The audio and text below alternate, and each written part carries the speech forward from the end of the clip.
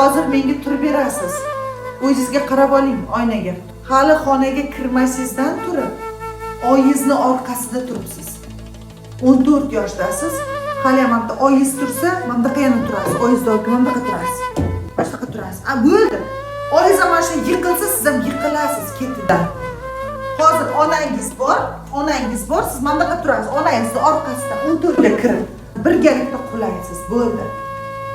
Onangizni eng katta baxti uni ko'zi ochiqligida sizni jamiyatda, oilada o'rningiz borligini ko'rish. Mana shu oyingizning yutug'i bo'ladi. Lekin oyingiz qulasa, siz ham qulaysiz bu ketishda yashashni davom etsangiz. O'ylamang. 30 ga kiraman, 40 ga kiraman, keyin erkak bo'laman deb o'ylamang. Erkaklik, mardlik o'sha uni tovushidan bilinadi. 14 yoshdagi bu holatingiz oiladagi muhit qanday bo'lgan? Mauglini boqishganmi, bo'rilarni boqishganmi bilinadi. Muloqot ko'rsatib qo'yadi. Qo'lingizni mamniqqa mana bunday qilyapsizmi 14 yoshda? Demak, siz 30 yoshda ham shunaqa qilasiz. Savol bersam, oyingizga bunday qilasiz.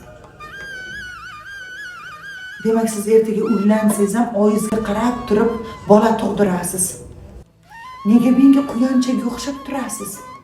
Nega menga xuddi bo'riga o'xshab mashaqa turmasda ichingizdagi gapni bunday masenga deb gapira olmaysiz? Nega?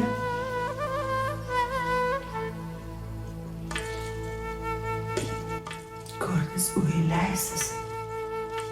Agar men shu narsaga yo'q, qabul qilmayman degan narsa ichimda tursa, men yo'q, kechirasiz deyman. Birdan gapiraman. Men jim turmayman.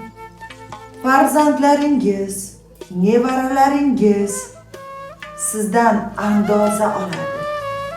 Minuslaringiz yo'q, bizda avlodda unaqa yo'q. Sen avlodingga o'xshaydi. Sen avlodingdan hech bu nomardlik.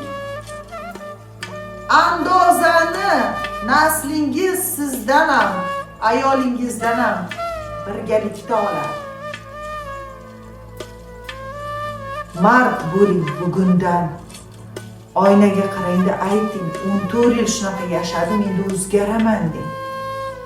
Yoki bu sizda odat turiga aylanadi.